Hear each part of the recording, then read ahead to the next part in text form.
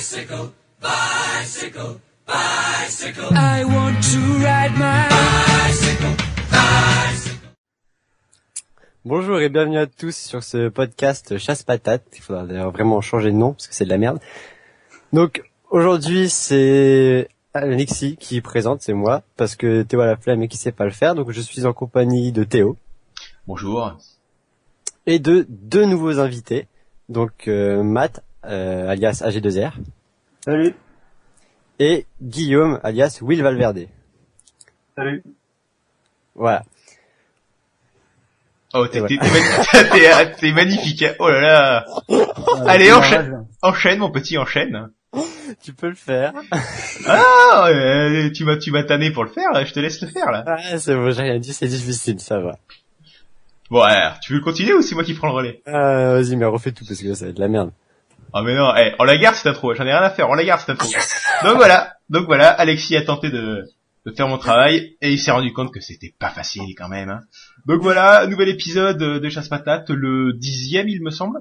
Si je sais, là je fais ça de mémoire vite fait.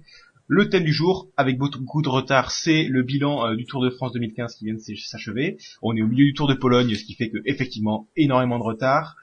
On a quand même parlé du Tour de France dans des podcasts précédents, lorsqu'on avait fait des focus sur les premières et deuxièmes semaines. Et là, c'est le bilan général. On va donc parler des sprinters. On va parler également du classement général. Et en dernière partie, on parlera également de les mauvaises et les bonnes surprises qu'on a eues en ce mois de juillet.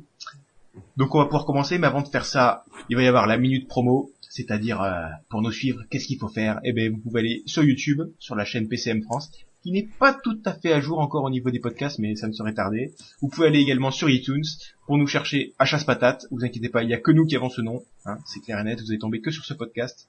Donc n'hésitez pas à nous suivre, à poster des commentaires, à nous noter 5 sur 5 parce qu'on est le meilleur podcast de l'univers. Donc voilà, sur ce, on va pouvoir commencer et on commence de suite avec les sprinters qui se sont fait un peu enfler cette année par rapport aux années précédentes en tout cas, parce qu'il y a eu, si on compte bien, seulement 4 sprints massifs et un sprint à comité réduit qui a souri à un sprinter, c'était l'étape 2, avec des bordures et donc un sprint où ils étaient plus d'une trentaine, quelque chose comme ça. Donc voilà, pas forcément beaucoup d'étapes pour eux cette année et ils ont, il y en a un seul qui a vraiment brillé. On va y revenir lorsqu'on va les aborder. Mais avant d'aborder cet homme fort qui se nomme André Greipel, hein, pas besoin de faire de suspense.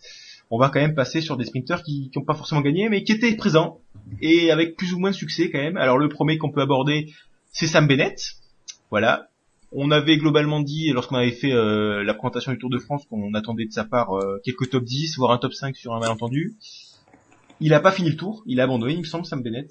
Je vérifie ça en direct parce qu'en fait là, je fais ça de mémoire. Ah ouais, si, il a abandonné. Voilà. Et une seule performance, c'est une 10e place sur la 7e étape, donc rien d'extraordinaire. Est-ce que quelqu'un a quelque chose à dire sur Sam Bennett qui, à mon avis, il y a pas, la performance n'a pas besoin d'être analysée en profondeur, mais si quelqu'un veut résumer la performance de Sam Bennett en disant qu'elle est décevante, je peux le laisser faire. Mathieu, peut-être? Moi je l'ai pas vu, donc ça va être compliqué de dire ce qu'il a fait. Non, mais je pense que pas grand monde l'a vu, hein, parce que... Ouais. Bon, ouais, voilà. Donc Sam Bennett, fallait signaler qu'il avait fait 10e de la 7e étape. On peut donc de suite passer avec quelqu'un qui s'est un peu plus montré, là, on va pouvoir débattre vraiment. C'est Davide Simolai, de la Lamprey, qui lui a fait 4 top 10, 3 fois 9e et 1 fois 8e, donc il était vraiment toujours aux alentours des mêmes places. Mais disons qu'il a été plutôt régulier, sans non plus briller outre mesure, en tout cas, sans briller autant qu'il avait fait les années précédentes, où je me semble qu'il avait fait quelques top 5, des trucs comme ça. Donc David Simlay, votre avis sur le bonhomme, monsieur Guillaume? Ouais, je l'ai pas beaucoup vu non plus, autant que Sam Bennett. Hein. Après, il est dans l'impression générale de Lamprey, c'est-à-dire toujours placé, et donc un bon tour quand même dans l'ensemble, enfin, plus que ce qu'on pourrait s'y attendre avant le départ en tout cas. Ouais, bon, ouais. Il me semble que sur l'année dernière, il avait fait quand même, ou l'année d'avant, il avait fait quand même des top 5 et tout, du coup on pouvait s'attendre à pourquoi pas potentiellement le voir s'incruster dans le final sur très très haut dans le classement, mais finalement il l'a pas fait. Alexis, t'as quelque chose à rajouter sur Simolai? Non, tout a été dit. Enfin, personnellement, moi, je l'ai pas beaucoup vu non plus. Et je t'avoue que je sais même pas vraiment ses performances, mais voilà, tout a été dit, ouais. Je peux te les rappeler si tu veux. Vas-y. Trois fois 9e et une fois 8e. Donc voilà, il a fait 4 top 10 en tout. Ouais, puis il est Sur, encore top 10, sur finalement 4 sprints massifs, donc il était toujours là. ouais, toujours dans le top 10, certes, mais dans le fond du top 10, entre guillemets, donc ça reste toujours devant certains, mais c'est pas ceux qu'on voit en priorité et ceux qu'on va retenir, quoi, c'est dommage. Certes, certes. Bah du coup, on peut passer à un nouvel homme, parce que je pense que tout a été dit. On peut passer à Michael Matthews, qui était un des potentiels, je pense qu'il y en avait quelques-uns qui espéraient qu'il remporte une étape, notamment Cyril, hein, qui aime bien Orica, on le sait bien. Même si la concurrence n'est pas la même que sur le Giro ou la Vuelta, où il avait beaucoup brillé les années précédentes. Malheureusement, Matthews, il a chuté, il a été pris sur la chute de la 3e étape, et très sévèrement chuté d'ailleurs. Du coup, il ne s'est montré que dans les dans la dernière semaine du Tour. Il fait 8e de la 15e étape et 9e sur les champs. Donc Matthews, quelqu'un pour commenter sa malchance et du coup son manque de performance, Mathieu. Après, c'est quand même pas mal faire 2 top 10 quand t'as fait une grosse chute en première semaine. Je trouve qu'il s'en est quand même pas trop mal sorti après. Je crois que c'était son premier Tour de France. Donc il y a la découverte de tout ça aussi, donc un peu compliqué, mais il a redressé la barre comme il faut, je pense. Ouais, effectivement, hein, ils ont été pas vernis les Orica niveau chute là. Je crois qu'il y en a 3 ils ont eu 3 coureurs qui ont abandonné en tout sur ouais. C'est ça. Impé, Albacini, Gerrans en 3 jours, ils ont eu un nombre d'abandons assez impressionnant. Effectivement. Donc ouais, Matthews qui s'est bien rattrapé. Quelque chose à rajouter sur le bonhomme, sur son courage? Bah, c'est simplement énorme, parce que avec des blessures pareilles, continuer à faire un tour, c'est sacrément impressionnant. Perso, je trouve que c'est très très très respectable. Ouais. Mais il y en a pas mal qui l'ont fait, mais lui il a réussi quand même à briller, à terminer dans les top 10. Ouais, mais bon, après c'était des sprints plats, ce qui concerne les champs, et c'est vrai que c'est pas ce qui lui convient le mieux quand il y a du monde. C'est ça. Mais... L'étape 15, quand même, c'était un sprint plat aussi. Je suis en train de vérifier vite fait. Je me demandais si c'était... Sur le sprint remporté par Van Avermaet, il est dans le top 20, je crois aussi. 17, ouais. Ouais. Bon, et ça après c'est avec l'absence de Impé et Garant, quoi, ça a dû jouer aussi, parce que ce genre d'étape, il pouvait bien l'aider, et sans ces deux-là, c'est plus difficile. Ouais, ça a pu se combiner la chute forcément. Le BG du peloton était un peu en difficulté. Voilà. C'est ça. On peut enchaîner avec une doublette, la doublette de MTN, qui au niveau des statistiques, c'était même pas une doublette, hein, parce que c'est Hagen et Tyler Farrar, sauf que Tyler Farrar, il a pas fait grand chose. Il était 7e de la 7e étape, mais à part ça, on l'a pas vu. Par contre, Hagen, c'est un petit peu le retour, hein, le comeback, hein. Il a été cantonné un rôle d'équipier chez Sky pendant de longues années, et là, enfin, il retrouve un peu un statut de leader, et du coup, il fait 3 fois 5e d'étape, et il fait même 4e sur les champs. Et accessoirement également une fois 7e, donc assez régulier le Hagen, avec classé sur tous les sprints quasiment, donc le retour du Norvégien, qu'est-ce que vous en pensez, Guillaume? C'est un retour progressif, on va dire, parce que par rapport à ce qu'il nous avait montré par le passé, c'est à son niveau, quoi. Il retrouve son niveau. Et en dehors du Tour de France, déjà, on l'a vu gagner, et là, on l'a vu gagner sur le Tour de Danemark. Donc ouais, c'est pas mal, c'est prometteur. On peut peut-être en attendre un peu plus. Ah ouais, surtout qu'en fait il avait disparu de la circulation sur les sprints en fait. La seule liberté qu'il avait chez Sky, c'est des fois de t'échapper et pourquoi pas de gagner des étapes en costaud, mais vu que Sky n'a jamais vraiment joué les sprints, mis à part quand il y avait Cavendish. Et encore, il faisait poisson pilote. Ouais, voilà, mais ouais, il faisait pas son pilote et du coup en fait on le voyait plus du tout sur les sprints, et là ouais, effectivement avec un NTN, c'est le retour un petit peu, ouais. Et même sur le Tour de Norvège, il s'est montré là, il était à la concurrence avec Christophe pour les victoires d'étape. Je sais pas s'il en avait gagné une, je me rappelle plus, mais en tout cas, voilà, disons qu'il s'était montré déjà au mois de juin, quoi. Quelque chose à dire de plus sur le Norvégien, Alexis? Non, mais pour moi, il avait pas vraiment perdu son niveau, c'est juste qu'il était cantonné, comme tu l'as dit, au rôle d'équipier, il se fatiguait tout le long de l'étape, et il était plus capable de vraiment jouer la gagne sur la fin ou ce genre de choses. Mais ouais, c'est vrai que ça fait plaisir de revoir un tel niveau et voir peut-être mieux les années suivantes. Ouais, et Farrar, vite fait, puisqu'on a abordé Hagen, mais Farrar qui donc, est-ce qu'il avait un rôle j'ai pas eu l'impression qu'en plus il avait un rôle de poisson pilote, Farrar, parce que je l'ai pas vu vraiment travailler pour Hagen. Et justement, l'étape où il fait 7e, Il me semble que sur cette étape également, Hagen fait 5e, donc en fait ils ont chacun fait pour leur poire, quoi. Donc du coup, est-ce que c'est la fin de Farrar, hein, à 28 ou 29 ans? Il est pas si vieux que ça en plus. Mathieu? Farrar, en fait, il a vite chuté depuis sa victoire sur le Tour en 2011.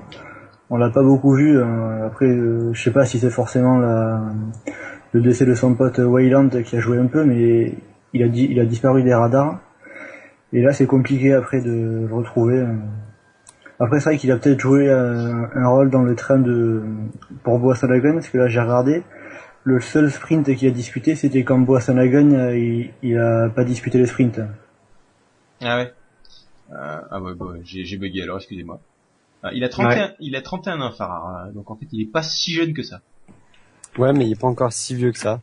C'est merci non, de... non, mais ce que je veux dire, c'est que 31, c'est pas loin de Greipel ou Cavendish, si tu veux, et t'as pas non plus la force de la jeunesse comme Sagan ou Christophe quand ils ont que 28 ans ou moins, mais tu peux encore gagner normalement, tu vois. Mais là, il y arrive plus, et à mon avis, c'est pour ça il a voulu se tester sur le tour, pas faire un rôle de poisson pilote. Et c'était avec Boasson-Hagen, c'est chacun prend un train au vol, et celui qui réussit, tant mieux, celui qui arrive pas, tant pis, tu vois. Mais ça a pas beaucoup marché, et à mon avis, il va pas vraiment refaire grand chose dans sa carrière. Ah oui, il devrait plutôt devenir poisson pilote. 31 ans, c'est l'âge d'or du cycliste, hein, j'ai envie de dire, hein. C'est entre 28 et 32, quelque chose comme ça. C'est plutôt un sport à maturation lente, j'ai envie de dire, le cyclisme, puisque ça joue beaucoup sur l'endurance, et on sait que l'endurance, au fil des années, les vieux sont beaucoup plus endurants que les jeunes. Donc normalement, Farrar, il est dans ses bonnes années, et malheureusement, ces bonnes années, on a l'impression qu'elles sont derrière lui, effectivement. Et ben là, c'était un petit peu les seconds couteaux là qu'on a abordés, parce qu'on va rentrer dans le dur maintenant. On va rentrer dans personne, hein, parce que ça serait un petit peu sale. On va rentrer sur Degenkolb d'abord. On va parler de lui. Le coureur de la Giant qui a remplacé Kittel, qui a finalement pas participé au Tour de France. Même s'il avait participé, de toute façon, on aurait eu du mal à le voir vu qu'il était malade pendant toute la première partie de saison. Même s'il est très bien revenu, il a notamment gagné une étape il y a peu sur le Tour de Pologne, à la première étape, il me semble. Donc, et à chaque fois, il est classé dans les sprints, mais voilà. Gêné par des chutes ou. Il n'est pas mort Kittel, et il revient bien malgré son virus. Donc Degenkolb de son côté, donc leader de son équipe sur les sprints sur le Tour de France. Il fait 2 deuxièmes places, dont sur l'étape des pavés. Il fait 3 fois 4e, 1 fois 6e et 1 fois 8e, et au final il termine 3e du classement par points, donc très très régulier, mais pas de victoire pour lui, alors que au moment où on l'avait abordé avant le Tour de France, on avait à peu près tous pronostiqué une petite victoire pour lui, parce que même si on disait qu'il était peut-être pas au niveau des tout meilleurs sur les sprints plats, avec le nombre d'étapes un petit peu piégeuses, on pensait le voir pourquoi pas en gagner une, et ben finalement il ne l'a pas fait, mais son tour n'a pas été si mauvais que ça, sans victoire toutefois. Qu'est-ce que vous en pensez, Guillaume? C'est-à-dire que sur les sprints en côte, ça s'est pas toujours terminé de la meilleure des façons pour Degenkolb, c'est pas trop au sprint. Toujours un mec qui a réussi à s'échapper, enfin dans le dernier kilomètre quoi, dans les derniers kilomètres. Et après sur sprint pur, il est pas au niveau des Greipel, Cavendish. Donc c'était un peu difficile pour lui, mais il est pas passé loin quand même. Ouais, les 2 étapes qui étaient taillées pour lui, entre guillemets, c'était l'étape des pavés où il y a en effet Martin qui s'échappe, et l'étape qui est gagnée par Tibar avec un sprint un petit peu en côte, quoi. Donc effectivement, il s'est à chaque fois fait niquer par un Etix, quoi. Mathieu, quelque chose à rajouter sur Degenkolb? Degenkolb en termes de sprint, c'est un peu un coureur comme Sagan en fait, c'est un coureur très complet, mais c'est pas le coureur qui va gagner les sprints, c'est celui qui va faire 2e, 3e, et là on l'a encore vu, il a pas assez de jump, je pense, pour s'imposer. Ouais, il l'a sur la Volta, mais la Volta, la concurrence c'est pas la même, et puis surtout il est pas sur la même forme, parce que sur la Volta on sait qu'il a gagné, je crois, 9 étapes en tout, donc c'est un sacré palmarès, mais effectivement Tour de France Volta c'est pas le même niveau. Alexis, un dernier avis sur le colosse allemand. Tous les Allemands sont des colosses, je vois même pas pourquoi je le considère. C'est ça. Non, mais tout a été dit, c'est vrai que sur le plat, vraiment plat, enfin sans difficulté, c'est justement pas assez difficile pour lui. Les organismes sont pas assez fatigués, comme par exemple après Paris-Roubaix où un sprint est plus facile pour lui après des pavés ou ce genre de choses. Ce qu'il aurait fallu, c'est des étapes plus accidentées, et comme l'a dit Guillaume, quand c'était plus accidenté, ça finissait pas forcément en sprint. peut-être que s'il travaille un peu plus, au niveau du sprint, il pourrait avoir ce jump et s'imposer sur du plat, mais à mon avis, face à Kittel qui va revenir à son meilleur niveau, ou Cavendish s'il revient, Greipel, bah, ça va être toujours difficile. Ouais. Bah moi je suis quand même un peu déçu que vous ayez pas abordé quand même sa plus grosse performance de l'été quand même, c'est son jeu d'acteur dans la pub Alpecin, que je trouvais assez hallucinant. Je l'ai vu en allemand en plus. Ah ouais, non mais non, cette pub est collector. Hein. Shampoo café. C'est ça, ouais. Et le concept du shampoing au café déjà. Mais bon. Donc voilà, Degenkolb effectivement peint, on a enfin la preuve pour ceux qui se posaient encore la question que en sprint plat, il a pas le niveau des meilleurs, mais que voilà, c'est un très bon classic man comme il a encore montré. Il est quand même pas très loin. Non, mais oui, bah il est pas au niveau des meilleurs, c'est bien ce que je dis. Il est pas loin, ouais. Mais il fait partie de la seconde vague là, avec Sagan, pourquoi pas. Non, parce que là, tu peux dire aussi que Romain Feuilly il est pas au niveau des meilleurs, tu vois. Mais... Non mais voilà, la seconde vague quoi. Mais est-ce que c'est vraiment un pur sprinter Degenkolb? Voilà aussi, voilà, c'est plus maintenant il a fait son choix. Voilà. Il a fait son choix, il est plus sur les classiques qu'on l'a vu cette année. Donc, il a fait bon choix d'ailleurs. Ouais, voilà, avec succès, voilà, sa super victoire sur Paris-Roubaix, il a prouvé que voilà, il s'oriente plus vers les classiques quoi. Bon. Et Milan-San Remo aussi. Il n'y a pas que Paris-Roubaix. Oui, aussi. Il a fait c'est un sacré palmarès cette année. C'est ça. Et un autre qui a un sacré palmarès cette année, c'était même celui qui avait le plus gagné en arrivant sur le Tour de France, il me semble. C'était lui ou Cavendish, je sais plus. C'est Christophe, coureur de la Katyusha. J'ai déjà évoqué toutes ses victoires en 2015 lorsqu'on avait fait le podcast sur les sprinters avant le Tour de France. Je crois qu'il faire pour gagner du temps. Non, parce qu'en fait je les ai pas sous les yeux, donc ça va être très chiant. Mais je crois qu'il était à 18 victoires, c'était un truc de ouf. Et cette année, sur le Tour de France, il est resté sur 2 victoires l'an passé, mais cette année, pas de victoire, c'est 2 fois 3e, 1 fois 4e et 1 fois 5e. Donc plutôt régulier, mais en dessous des meilleurs et en dessous de son niveau de l'année dernière. Ou est-ce que c'était les autres qui étaient meilleurs que lui? Qu'est-ce que vous en pensez, Mathieu? Après, je sais pas, c'est un peu comme Degenkolb, un peu comme Sagan, on va dire, c'est les sprinters qui sont très bons, mais ils sont pas excellents, ils ont pas le niveau pour gagner sur le Tour de France. Mais ils ont le niveau pour faire des podiums. Après, est-ce qu'il a pas été aussi un peu fatigué par son début de saison? Faut voir aussi.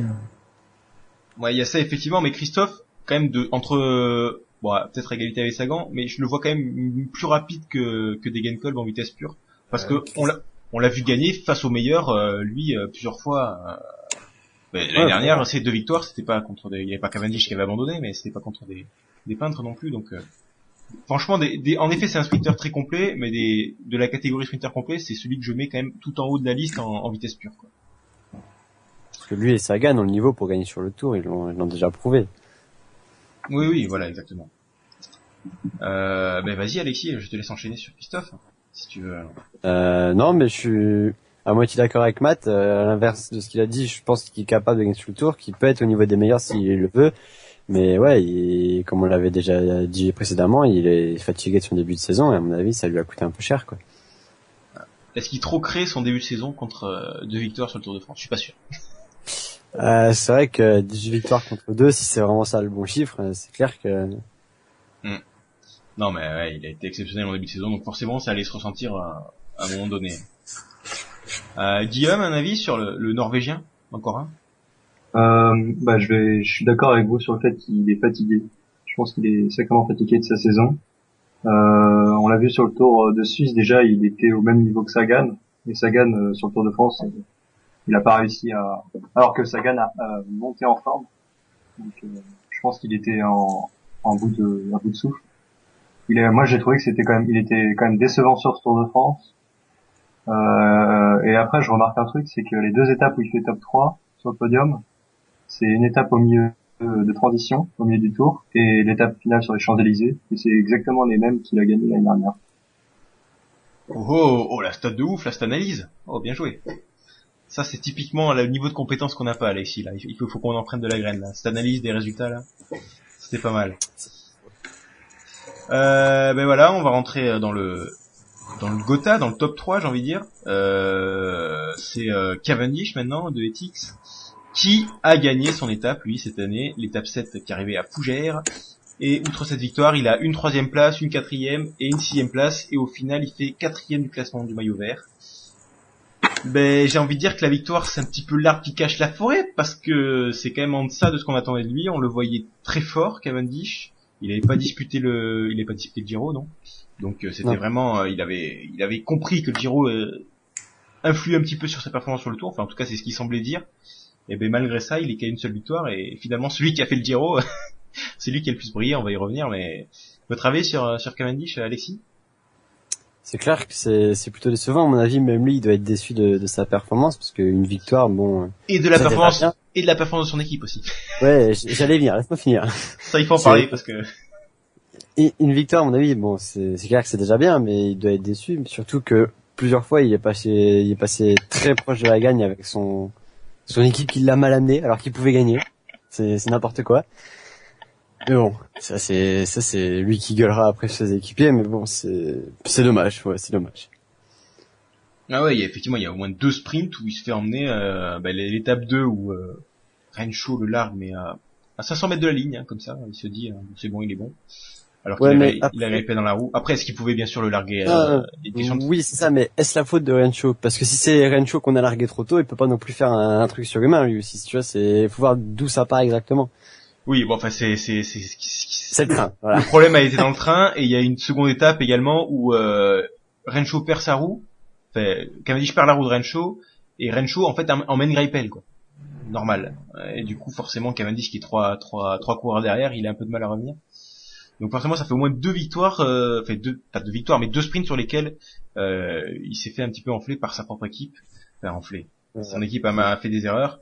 Et finalement, la victoire qu'il gagne à Fougères, c'est c'est celle où il se débrouille absolument tout seul. C'est ça que je trouve le plus hallucinant, c'est qu'il est tout seul, il a personne autour et il arrive à gagner la victoire en battant en vitesse pure Greipel, quoi. Un avis sur The Bomb, Mathieu? Cavendish, c'est compliqué de savoir parce qu'en fait Cavendish, je pense depuis 1 ou 2 saisons, il décline un peu, hein, malheureusement. Après c'est vrai que ce qu'il faut remarquer quand même, c'est que là, sur ce Tour de France, à chaque fois qu'il y a eu une équipe qui a emmené son sprinter, qui a lancé son sprinter en tête, le type il a jamais gagné. Donc après, est-ce que c'est le problème des trains, est-ce que c'est les autres qui étaient plus au frais, je sais pas, mais c'est compliqué. Ouais, effectivement. Et malgré qu'il soit, en effet, on a l'impression qu'il est un petit peu moins tranchant que lors de ses grandes années, Cavendish. Au niveau des points de vue comptable, il était avec Christophe celui qui a le plus gagné cette année. Alors certes, sur pas forcément les courses les plus prestigieuses du calendrier. Hein. On avait notamment, il avait pas mal de victoires sur le Tour de Turquie ou sur le Tour de Californie où à part Sagan, il y avait personne pour concurrencer. Donc il cache un petit peu peut-être ce qu'on a l'impression qu'il est un petit peu moins fort qu'il fait plus vraiment fort, qu'il est plus le meilleur sprinter de la planète. Il le cache un petit peu derrière les statistiques parce qu'il gagne toujours énormément, effectivement.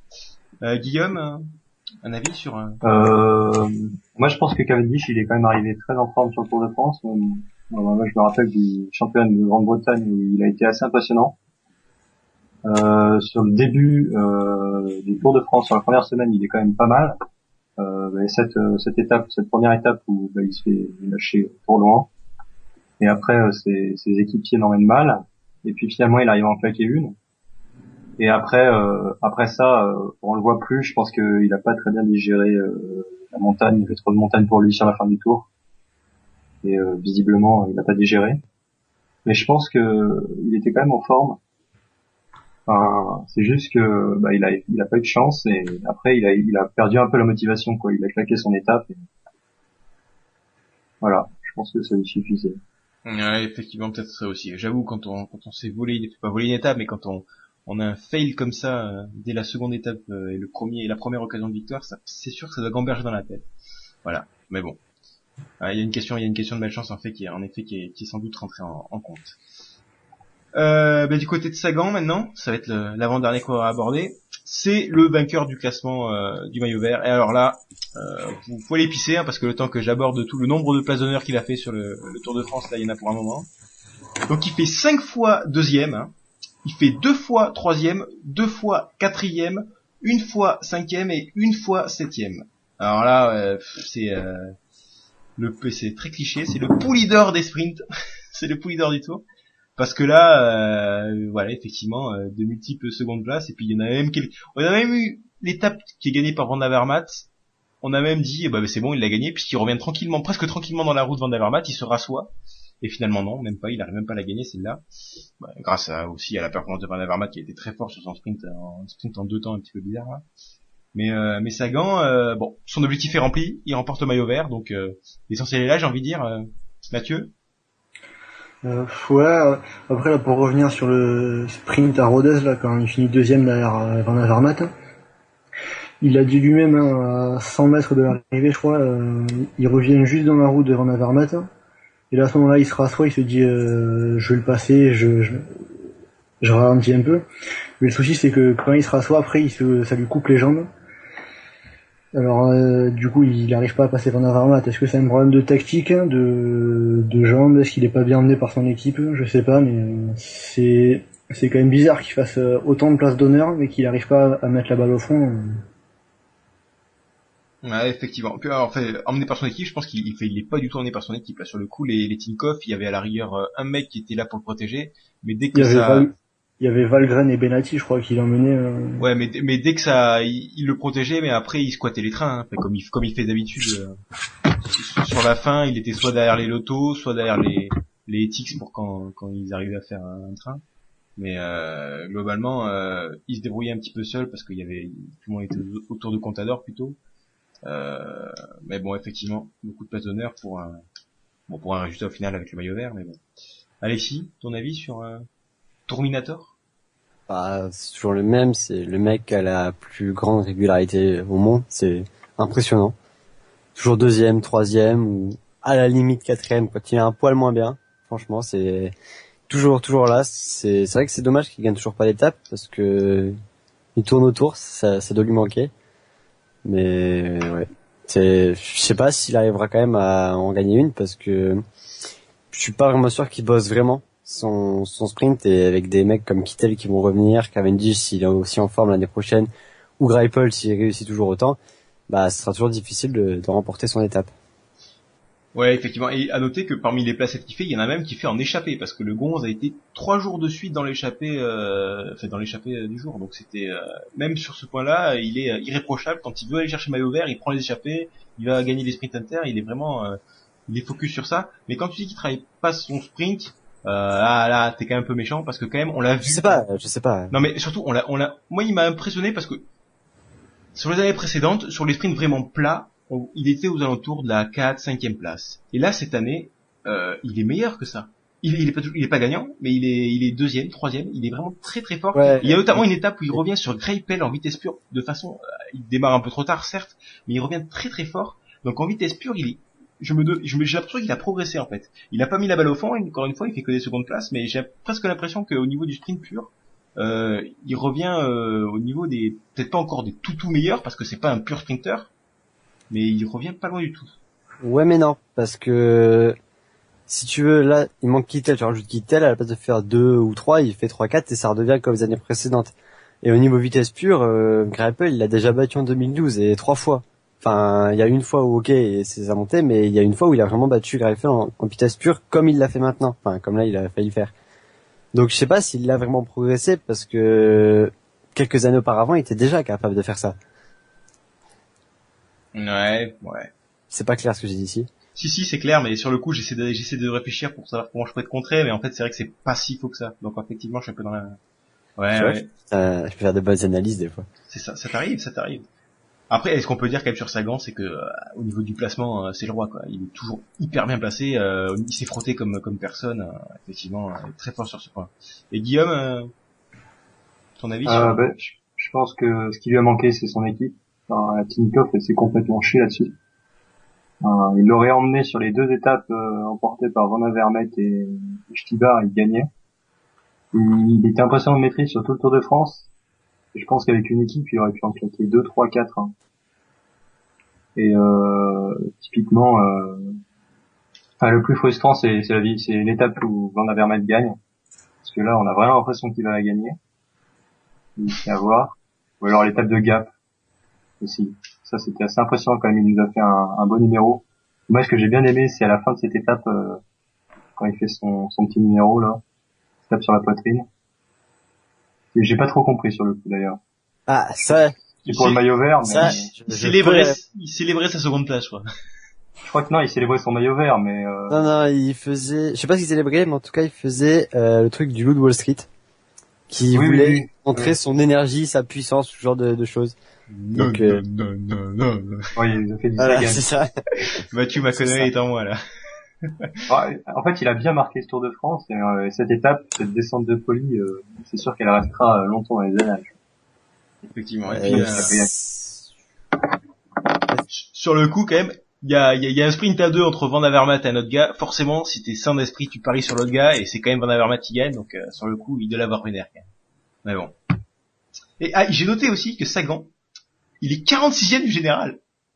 ouais, il est bien. C'est quand même hallucinant. Alors, c'est pas un sprinter pur, mais quand même, on a rarement vu sans doute un maillot vert aussi haut au général, si ce n'est quand c'était à une autre époque, quand le maillot vert était également joué le général, mais là, 46e du général, c'est quand même vachement haut, preuve que c'est Je crois vraiment... qu'il était 25e avant la dernière semaine où il a pas le fait. Oui, parce qu'il avait pris d'échappée, du coup il était remonté effectivement dans les 30 premiers, je crois, un truc comme ça, effectivement. Mais bon. Donc Sagan, vraiment, il est bon partout. Ce mec remportera la Volta. Non mais voilà. En tout cas, quand tu dis que... T'as quand même dit, Alexis, que tu le voyais peut-être pas gagner d'étape dans le futur, sur le Tour de France. Bah, Tu c'est te rends dommage. compte de ce que tu dis? C'est dommage, mais bah, non, mais il fait toujours deuxième, et ça fait 2 ans d'affilée qu'il fait deuxième, mais Il a 25 ans et il fait 5 deuxième place, quoi. Au bout d'un moment, ça a forcément claqué. Moi, je te dis, il va gagner, il va avoir un total à la fin de sa carrière qui va être autour de moins de 10 étapes. Hein. Bah, Oui. je suis d'accord. Mais ce que je veux dire, c'est qu'il ne fera pas une Cavendish avec 6 étapes dans une seule édition, quoi. C'est, mais il est pas pareil que Cavendish, parce que contrairement à Cavendish, Cavendish, quand il faisait ses tours, c'est qu'il était le meilleur en vitesse pure. Donc tu pouvais pas le battre en vitesse pure. C'est pour ça ouais, qu'il mais gagnait autant. pourtant, il fait 6 deuxième places, donc il est pas Voilà. loin. Mais non, c'est Sagan, c'est-à-dire qu'il est presque le meilleur dans plein de domaines. Du coup, il fait plein de secondes places dans plein de domaines différents. Mais il ne domine pas dans un domaine, du coup, il n'a pas, entre guillemets, une victoire sûre où il sait qu'il va être le plus fort sur cette étape-là. Contrairement à Cavendish à l'époque. Ouais, mais je pense après qu'il se contente un peu de ce qu'il fait là. Quand tu vois qu'il est largement vainqueur du classement par points sur le Tour de France, qu'il fait la 4e de Milan-San Remo, 4e du Tour des Flandres.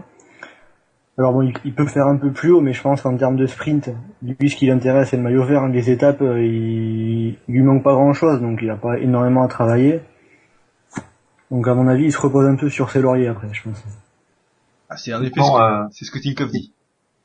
Typiquement l'étape du Havre, il jouait pas le maillot vert, on voit bien qu'il joue clairement placé. Parce que il est en tête de peloton, il a 10 mètres de Stibar quand celui-ci s'échappe.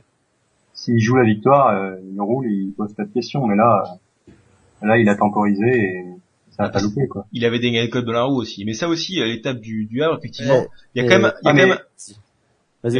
il y a quand même juste un groupe de 25, juste je dis, il y a un groupe de 25 coureurs qui se détachent, et dans ce groupe de 25 coureurs, il n'y a pas une seule équipe qui a 2 ou 3 coureurs qui est capable de faire un tempo pour empêcher Stibar de partir, que ce soit la Tinkoff de Sagan, ou la Giant de Degenkolb, ou même la Katusha de Christophe, parce que c'est des sprinters qui aiment bien ce genre de profil. Moi, ça m'a halluciné que Stibar arrive à sortir sans qu'il y ait aucune équipe qui arrive à prendre le peloton en main C'est derrière. la chute, ça. C'est ça. C'est la chute, Mais c'est surtout que c'est pas à Sagan de rouler. Dans le passé, il s'est déjà fait justement rouler parce que il s'était mis à la poursuite du mec qui s'échappait et pour finir, c'était lui qui s'était grillé et tout le monde le dépassait. Il finissait 3e, 4e. Alors quand tu te fais avoir comme ça plusieurs fois, à la fin, tu te dis ouais, bah c'est plus moi qui roule, c'est les autres qui se démerdent et personne n'a roulé. Mais je pense pas qu'il a vraiment voulu jouer placé et juste les points du maillot vert.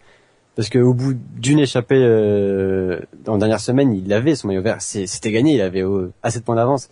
Mais il a quand même continué à s'échapper plusieurs jours d'affilée, sûrement par plaisir ou pour aller chercher une victoire, j'en sais rien. Mais il peut pas jouer que le maillot parce qu'il avait déjà, ça servait à rien. Il pouvait rester au peloton, au chaud, tranquillement, quoi. Bah, il a raison de s'échapper parce qu'il est pas passé loin de la victoire, hein, sur Plaza, je sais. là, voilà. Si.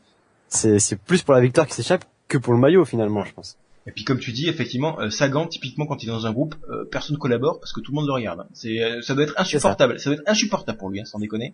Je sais pas comment il fait parce que au niveau des nerfs là, dès qu'il est dans un groupe, tout le monde le regarde. Oh bah t'es là. Hein. Et même quand il prenait les échappées, il y avait des gens qui hésitaient à rouler parce qu'il était. Enfin, il faut quand même qu'il ait des nerfs d'acier pour pas craquer et engueuler tout le monde. D'ailleurs, il envoie des fois les gens chier, je pense. Hein. Mais bon. Guillaume, tu voulais dire un truc, on t'a coupé Ouais, c'est sur l'étape 6 là du Havre. Bah, c'est-à-dire qu'il y a la chute, il y a vraiment coupé le peloton et du coup tous les coéquipiers ont été largués. Je pense que sans cette chute, le scénario aurait été complètement différent. Ça termine au sprint. Stibar, il a bien joué là-dessus. C'était un groupe de combien qui est arrivé? Ah, ils sont une vingtaine, je pense. C'est pas une question, tu regardes le groupe, il y en a pas deux de la même équipe, donc c'est pour ça aussi que ça... Ouais, ou s'il y en a deux de la même équipe, disons qu'ils sont pas parmi les favoris. Si, donc... c'est Katusha, mais si tu regardes Katusha, ils mettent du temps à rouler, et finalement, c'est Rodriguez qui roule, et pour Christophe, et Christophe fait 11, Rodriguez 13, donc Ouais. Donc je crois que c'est les derniers du groupe, sauf que là, sur le classement, ils sont tous passés en même temps, à cause de la chute. Mais je crois que c'était les derniers du groupe, donc il y avait 13 ou 15, quoi. Ouais, c'est dommage, effectivement. Ouais, bon, en fait, Sibar peut presque remercier Martine, quoi. C'est ça. Travail d'équipe, c'est magnifique. Et bien, on va pouvoir faire notre dernier cours. Avant d'aborder les Français, hein. Les Français, on les garde pour la fin, hein, je tiens à le préciser, parce qu'on est un peu chauvin. Voilà, c'est ça. Donc, dernier étranger, hein, satané étranger, qui nous pique nos victoires d'étape.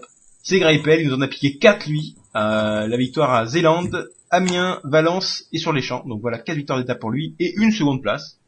Donc voilà, hein, le mec est plutôt régulier, c'est que des premières places, et une fois il a dit bon, je l'accorde la seconde à Cavendish. Et globalement, impressionnant le Greipel.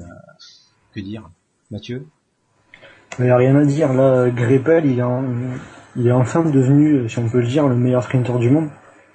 Quand il était chez HTC Columbia avec le Cavendish, c'était serré, mais il y avait Cavendish qui passait devant, donc Greipel était derrière. Mais là, il s'est libéré. Et le gorille a rugi enfin. Effectivement. Et quand il était chez HCC, en fait, il avait énormément de victoires, mais en fait, Cavendish était privilégié, du coup, il faisait les grosses courses. Du coup, on le voyait pas sur les grandes courses de la saison parce qu'elles étaient réservées pour Cavendish, effectivement. On le voyait pas sur le tour. Hein, oui, bah non, sur le tour, il était pas. Hein. Il faisait la Vuelta, voilà. Oui, d'ailleurs, il gagnait plein d'étapes. Guillaume, ton avis sur, en effet, le gorille de Rostock? Il a été 200 sur le Giro et là, il s'est bien repris, il a été impressionnant.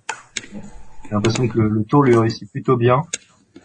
Après, bon, je pense qu'il est quand même, il a eu de la chance que Kittel vienne pas, parce que je pense que c'est peut-être pas le meilleur sprinter, mais c'est un des deux meilleurs.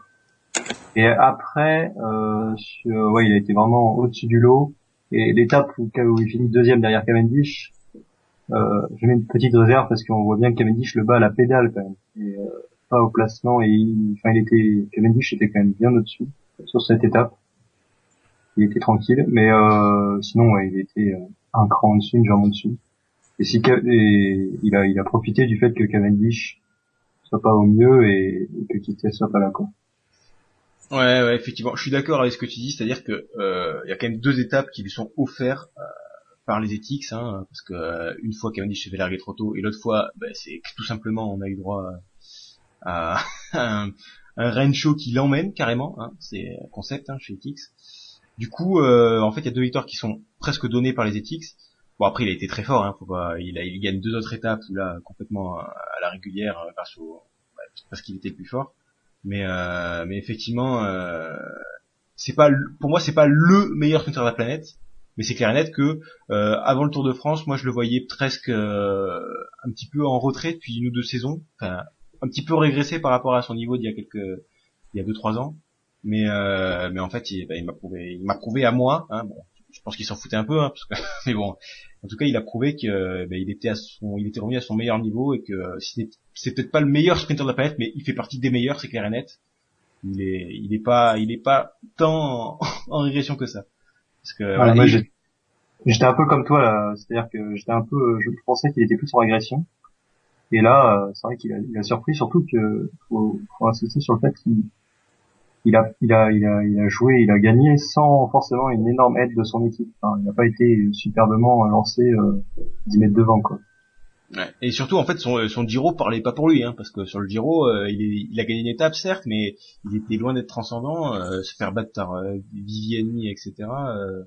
C'est pas... Il a abandonné aussi sur le Giro. Oui, il a abandonné au bout de la 3e étape, parce que après, il restait plus que des arrivées fait des étapes de montagne quasiment, donc forcément il était plus là, mais Modolo et tout ont réussi à le dominer sur le Giro, du coup c'était pas forcément une course qui parlait pour lui, on se disait ah et voilà ça montre qu'il va pas être très bien sur le Tour de France, mais en fait finalement non, il était juste pas en forme, j'ai envie de dire. Je pense que le Giro était vraiment là pour se mettre en jambe et puis Ouais, c'était sa préparation. il a gratté une étape comme ça. Ben vas-y Alexis. Non, mais ouais, enfin, juste pour le rappeler qu'on a fait une analyse de merde pour le Giro, parce qu'on a quand même dit qu'il était presque, enfin, qu'il était en régression, qu'il gagnerait pas tant que ça. Pour finir, il nous claque 4 étapes quand même. Bon, on pourrait limite s'excuser auprès de lui. Mais ça fait plaisir de voir comme ça, parce que c'est vrai qu'il a toujours été dans l'ombre de Cavendish, et là, le voir briller autant, c'est bien. Mais je sais vraiment pas qu'il serait capable de faire ça, par contre. Il m'a beaucoup impressionné. Bon, moi je vais pas m'excuser parce qu'il m'a quand même brisé les tympans avant le Tour de France avec son rap là. J'ai encore des séquelles là, donc quand même, faut pas déconner. Et j'ai oublié de dire, j'ai oublié de dire qu'il fait deuxième du classement par points. Voilà, donc c'était le principal rival de Sagan sur ce classement. Mais il a finalement perdu. Enfin, rivaliser avec Sagan sur le Effectivement. classement par points, c'est dur. Et quelque chose à rajouter sur l'allemand ou on peut passer au français? Ce silence me convainc, très bien, on passe au français du coup. C'est donc 3 Français ont vraiment brillé, c'est Bouhanni, Démare et Coquard, fait briller plus ou moins, mais c'était les 3 têtes d'affiche au niveau du sprint du côté des Français. Désolé, mais on ne parlera pas de Armindo Fonseca, hein, je suis désolé.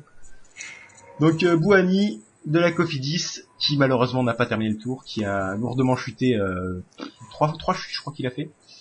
Il a quand même eu le temps de terminer 6ème de l'étape des pavés. Parce que étonnamment, disons que c'était un peu surprenant, mais il était toujours présent dans le final, dans le groupe de tête, même si la sélection n'était pas oufissime sur cette étape des pavés, en tout cas bien moins que l'année dernière. Oui, en tout cas, oui, il a terminé mieux que Démare, hein, qui pourtant sur le papier semblait être le plus à même de performer sur cette étape. Donc votre avis sur Bouhanni, on avait déjà un peu parlé lorsqu'on avait analysé son abandon, en disant tout simplement qu'il avait pas de chance. Est-ce que vous avez le même avis, Guillaume? Bouhanni, c'est dommage parce que il avait l'air prometteur sur le début du tour et puis sur le critérium du Dauphiné. C'est vrai que c'est vraiment dommage parce que je pense que c'est le Français qui aurait pu encore plus que Coquard faire quelque chose sur ce tour. Donc c'est dommage. Après, on n'a pas vu grand chose. Effectivement, parce que contrairement à Coquard, il sait se placer, effectivement. Donc oui, quelque chose à redire sur le boxeur J'aime bien parce que je fais Thierry Adam là. Thierry Adam signale à chaque fois qu'il parle de lui qu'il fait de la boxe. Mathieu, Bouhanni Non, rien à redire. Après, c'est vrai qu'en un sprint disputé, c'est pas facile de juger. Mais c'est vrai que Bouhanni, c'est le Français qui est le plus à même de gagner une étape sur le Tour de France au sprint. Donc c'était dommage qu'il ait abandonné sur le Tour. Surtout en plus c'était chez le sponsor quasiment. Donc. Ouais, effectivement. Mais c'est même pas un sprint passif en plus. Le seul sprint qu'il a fait, c'était le sprint des étapes des pavés. Donc il y avait une 50aine de mecs. Donc c'est vraiment très dur de juger effectivement. Alexis, quelque chose à rajouter, mais si c'est pour rien dire, tu dis rien. Non, mais rendez-vous l'année prochaine. Allez, tu as pronostiqué 2 étapes pour l'année prochaine. C'est ça. C'est sur le long terme tes pronostics, c'est bien. Il peut faire. Ouais, long terme, on a vu Cyril qui pronostique une victoire de Yates pour 2019. Et 2020, c'est les 2 frères qui s'enchaînent, 2019 et 2020. Alors je sais plus si c'est Simon ou Adam qui gagne en premier, mais ouais. Guettez 2020. Cyril vous l'aura dit. Lui, c'est sur le long terme, tu vois. Lui, il a des projets d'avenir. Ouais. On peut enchaîner donc du coup avec Arnaud Démare, le sprinter de la FDJ, qui fait une 5e, une 6e et une 7e place, donc 3 fois. T'as dit quoi? T'as dit sprinter? Ah pardon. Ah là là, eh ben vas-y, t'as l'air bien excité sur Arnaud, allez vas-y. Non, mais c'est juste qu'on a fait des tas autour de lui comme quoi il était le meilleur sprinter français et on l'a jamais vu. Enfin, c'est même Pinot qui a dû l'attendre sur les pavés. C'est pour dire à quel point il a été bon sur le tour, quoi. C'est n'importe quoi. C'est sûr que c'est difficile quand tu lances ton sprint aux alentours de la 40e place du peloton, quoi. C'est un peu ça le problème de Démare. Ouais. Qu'est-ce qu'il foutait à la 40e place du peloton quand t'es sprinter? Voilà, c'est un problème au niveau du frotte, du frottage. Je sais pas si c'est français, mais il arrive pas à frotter. Il a une équipe qui le remonte à 3 km de la ligne, hein. Sébastien Chavanel, dédicace à toi, hein, qui quand même prend en tête du peloton avec Démare Van Aero alors qu'il reste de borne, hein. C'est concept. Non, mais il frotte vraiment pas. Il a quand même râlé sur Sagan parce qu'il lui a foutu un petit coup d'épaule sur les champs, quoi. C'est... Ouais, mais ce qui est hallucinant, c'est que les années précédentes, il avait un bon nombre de victoires l'année dernière. Il arrivait à frotter. Je comprends pas ce qui s'est passé entre temps. Une chute peut-être que j'aurais loupé sur un entraînement ou un truc comme ça. Je sais pas. Guillaume, Il a pas fait grand chose. Guillaume, est-ce que tu as une explication à ce phénomène? Je sais pas. Je me souviens plus très bien, mais il était pas très en forme avant le tour. Je crois qu'il arrivait pas super bien. Il a deux victoires. Hein. Ouais, Quand il est sur les 4 jours de Dunkerque, il me semble qu'il a gagné, non? Non, au Tour de Belgique. Ah oui, voilà, c'est ça. Même là, il avait pas gagné. Non, Dunkerque, c'était l'année dernière, j'ai compris. Mais ce qui est marrant sur ce Tour de France, c'est qu'à chaque fois qu'il joue passé, il est bien lancé en fait. Il est pas si mal lancé. Et il recule il perd des places sur la fin. Donc il était vraiment pas en forme. Et après Pas en forme ou pas au niveau, ça. il fait 7, puis 6, puis 5 sur la dernière étape. Si ça continue, peut-être qu'il fait 4, puis peut-être 3. Faudrait un Tour de France de 43 étapes, en fait. Et ça. normalement, ça passe au bout d'un moment, c'est ça. Ouais, bon, pas en forme, les victoires au Tour de Belgique. Tour de Belgique, c'est fin mai, c'est pas si éloigné que ça du Tour de France. Mais il gagne devant qui au Tour de Belgique? C'est une bonne Tom question. Bonnen. Voilà. Ouais, il y a les bonnes, effectivement. Ouais, c'est plus des classiques. Ah oui, je crois que je me souviens, mais c'est plus type classique là. C'est pas vraiment voilà, sprint, Bonnen massif. va pas regagner un sprint massif, voilà, c'est... Ah, il en a gagné un sur le Tour de Belgique, quand même. Il a fait une étape. Oui, non, Ouais, mais ça veut tout dire d'ailleurs sur le niveau de démarre. Belgique, Ouais. Ça veut te dire sur le niveau de démarre s'il a gagné. Et comme tu dis, Guillaume, il est bien passé, mais il rétrograde dans les derniers kilomètres, donc il y a vraiment un problème.